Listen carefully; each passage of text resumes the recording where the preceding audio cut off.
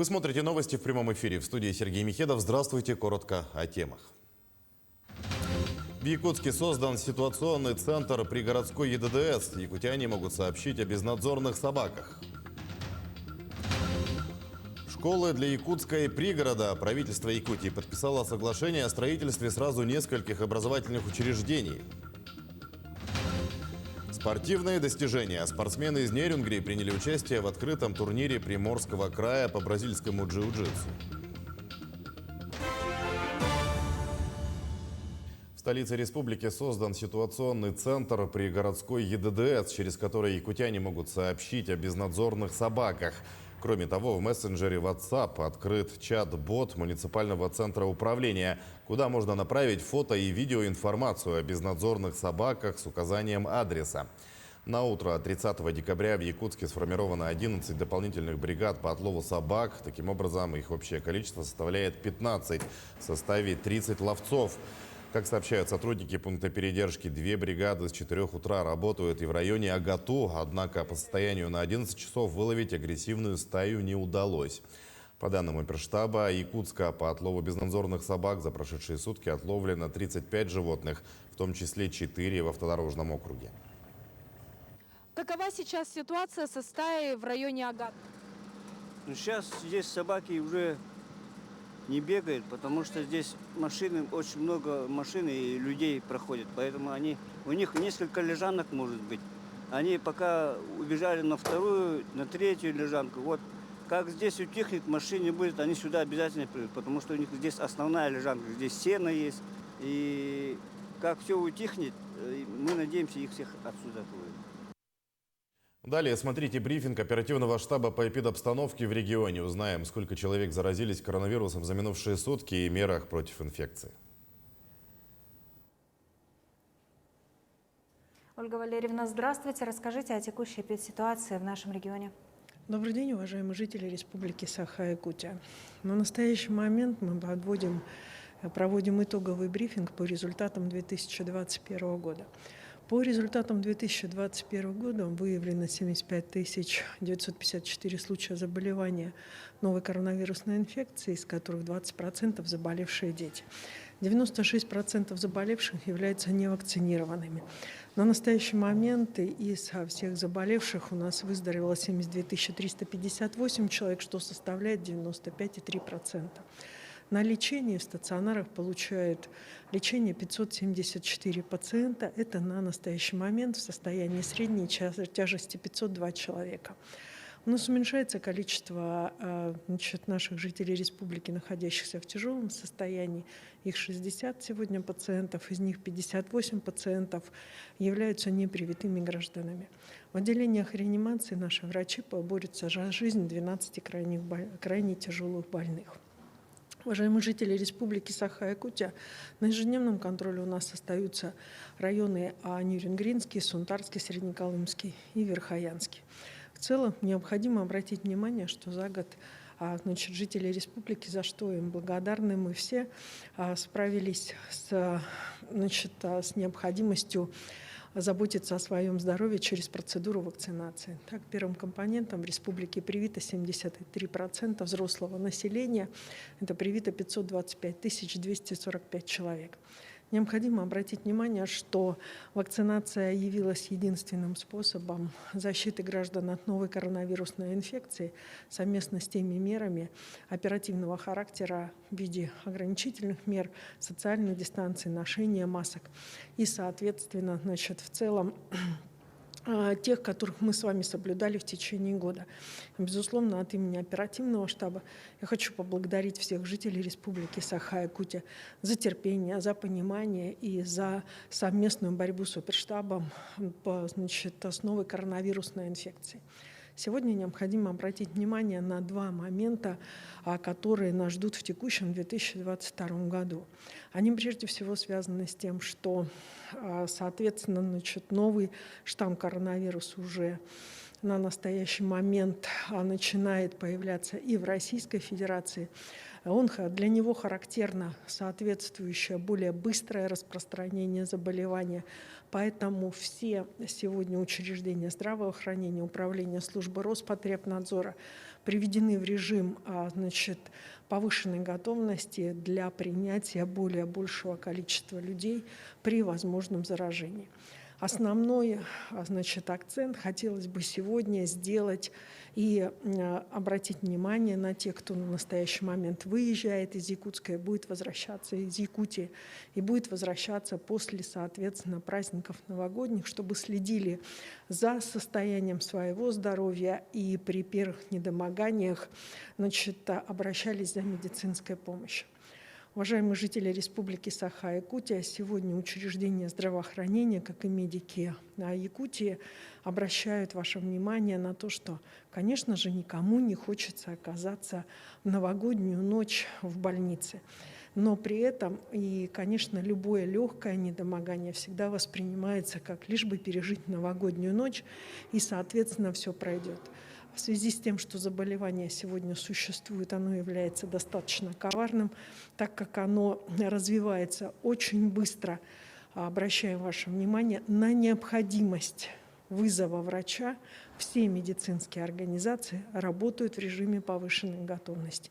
Медики готовы работать с любым обращением в любое время, которое сегодня для граждан будет более удобным и, соответственно, комфортным. И, уважаемые жители Республики Саха-Якутия, от имени оперативного штаба хотелось бы вас поздравить с наступающим Новым годом и пожелать счастья и здоровья. Спасибо, Ольга Валерьевна. Это был брифинг по эпидобстановке в регионе, ну а мы идем далее. Правительство Якутии и компания «Прошкола» – это специализированная организация при Институте развития ВЭБ РФ, подписали концессионное соглашение о строительстве школ на 1350 учеников.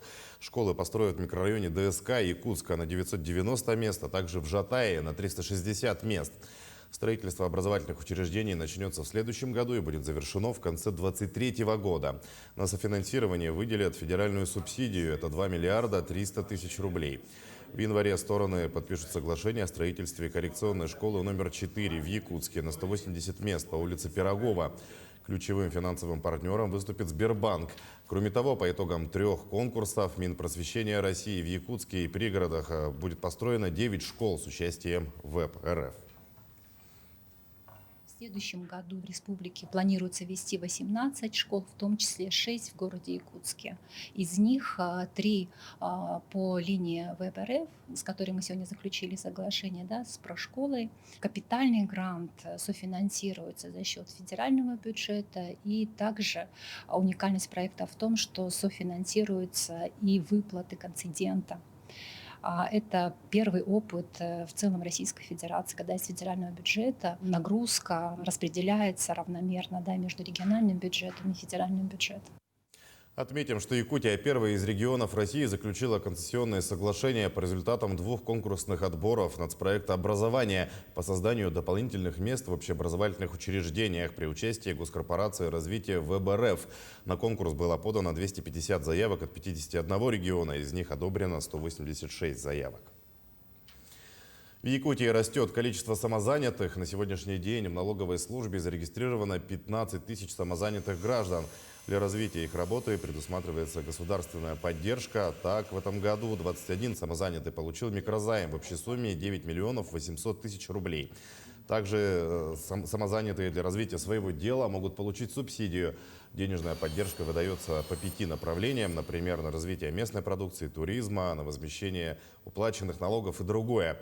Всего субсидии получили более 180 самозанятых на сумму 35 миллионов 890 тысяч рублей.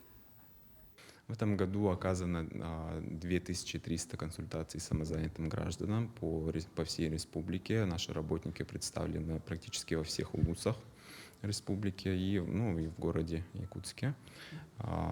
Также проведено 312 мероприятий по вопросам применения налога на профессиональный доход. В следующем году планируем провести 4 зональных форума в республике, в 4 улусах. Надеемся охватить всех предпринимателей и самозанятых. И также думаем, что поддержка останется на том же уровне, и надеемся, что еще добавится поддержка. Какие консультации были? Мгм. В этом году оказано 2300 консультаций самозанятым гражданам по всей республике. Наши работники представлены практически во всех улусах республики и в городе Якутске. Также проведено 312 мероприятий по вопросам применения налога на профессиональный доход. Спортсмены из клуба «Стрела» города Нерингри приняли участие в открытом турнире Приморского края по бразильскому джиу-джитсу и пополнили копилку побед, взяв 5 золотых, 2 серебряных и 5 бронзовых медалей. Подробности далее. Клуб «Стрела» в Южной Якутии уже более 5 лет дает возможность нерингринцам овладеть боевыми искусствами, стать сильнее, научиться защищаться. Во-первых, он доказал свою эффективность как боевое единоборство. Во-вторых, как я считаю, плюсом то, что там минимизируются травмы. И это такой достаточно интеллектуальный вид спорта. Его еще называют шахматами на ковре, в котором не важна твоя физическая сила, а важно именно развитие интеллекта, что ты знаешь, какие приемы ты умеешь делать. 6 дней в неделю в этом зале закаляется характер и оттачивается мастерство. Константин тренирует 4 детских группы и 1 взрослую. Ходят все – мальчики и девочки, мужчины и женщины. Где-то в каждой группе у меня по 4 девчонки есть, даже взрослые есть. Женщины занимаются также ездят на соревнования, принимают участие. В конце ноября команда «Стрелы» из 10 спортсменов представила Нерингри на турнире Приморского края по бразильскому джиу-джитсу. Ребята были разделены по весовым категориям для борьбы в кимоно и без. Каждая из схваток оценивалась отдельно. 8 нерингринцев взяли призовые места в упорной и честной борьбе. У меня было 2-е и 1-е место. По ГИ 2-е, а по ноу-ГИ 1-е. Было сложно, противники были достойными. Занял 2 3 места. Я получаю на тренировках опыт, потом этот опыт показываю на соревнованиях и выигрываю хорошие места. 16-летний Артур Кувандыков занимается бразильским джиу-джитсу 1,5 года. С турнира Артур привез 2 призовых места в своей весовой категории 66 килограмм. Джиу-джитсу знаю очень мало. Мне еще придется пройти очень долгий путь, еще как минимум 10 лет, чтобы познать хоть часть от этого спорта. Здесь мне нравится больше всего команда. Команда, тренер, это поддержка, это ментальная поддержка перед соревнованиями, физическая подготовка. Это все здесь присутствует. Очень сильно им благодарен. Сегодня нерингринские спортсмены продолжают бороться за призовые места. Так, 2 мужчин, Дмитрий Токарев и Роман Кличук, в данный момент находятся в Москве на чемпионате мира. И мы желаем им новых побед. Екатерина Павлова, Вадим Барашков, Нерингри. Обзор основных событий мы продолжим на канале Якутия 24. Оставайтесь с нами.